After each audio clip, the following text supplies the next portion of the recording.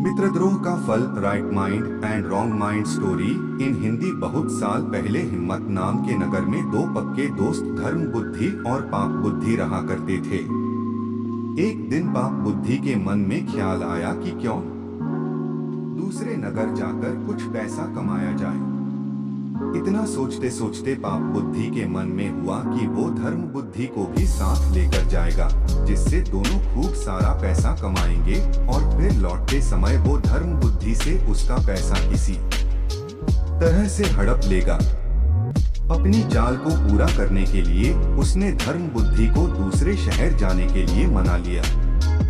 दोनों अपने नगर से खूब सारा सामान लेकर दूसरे शहर पहुंच गए।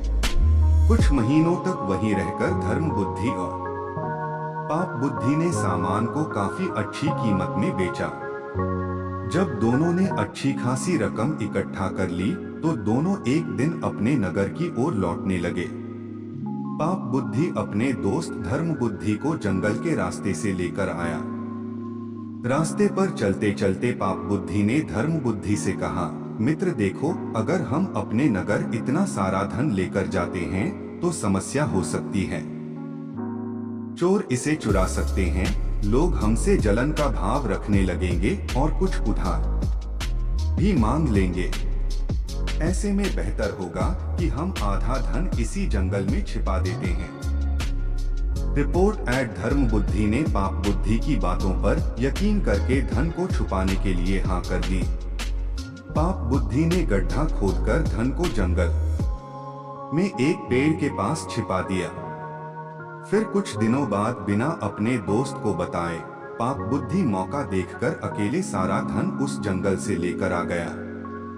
समय बीतता गया और एक दिन धर्म बुद्धि को पैसे की जरूरत पड़ी तो धर्म बुद्धि सीधे अपने मित्र पाप बुद्धि के पास गया और कहने लगा, मुझे पैसों की जरूरत है, जंगल से पैसे निकाल कर ले आते हैं।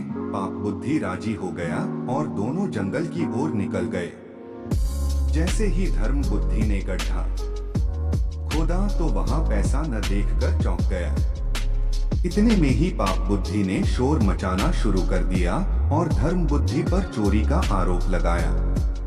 वो हल्ला होने के बाद पाप बुद्धि न्यायालय पहुंचा। न्यायाधीश ने सारा मामला सुना तो सच्चाई का पता लगाने के लिए अपनी दिव्य शक्ति से परीक्षा लेने का निर्णय लिया। इसके बाद न्यायाधीश ने दोनों को आग में हाथ डालने का आदेश दिया। चतुर पाप बुद्धि ने कहा, अग्नि में हाथ डालने की कोई जरूरत नहीं है, खुद वन देव मेरी सच्चाई की गवाही देंगे। न्यायाधीश ने उसकी बात मान ली। रिपोर्ट एट धूर्त पाप बुद्धि पास के ही एक सूखे पेड़ में छिप गया। जैसे ही न्यायाधीश ने वन देवता से पूछा कि आखिर धन की चोरी किसने की तो जंगल से आवाज आई, धर्म बुद्धि ने चोरी की है। इतना सुनते ही धर्म बुद्धि ने जिस पेड़ की तरफ से आवाज आई उसी पेड़ को आग के हवाले कर दिया। आग लगते ही पेड़ से चिल्लाते हुए पाप बुद्धि बाहर निकला और झुलसी हालात में सारा सच बयां कर दिया। सच्चाई का पता चलते ही न्यायाधीश ने पाप बुद्धि को फांसी की सजा सुना दी और धर्म बुद्धि को उसके पैसे दिलवा दिए। कहानी से सीख, दूसरे के लिए बुरा सोचने वाले के साथ बुरा ही होता है।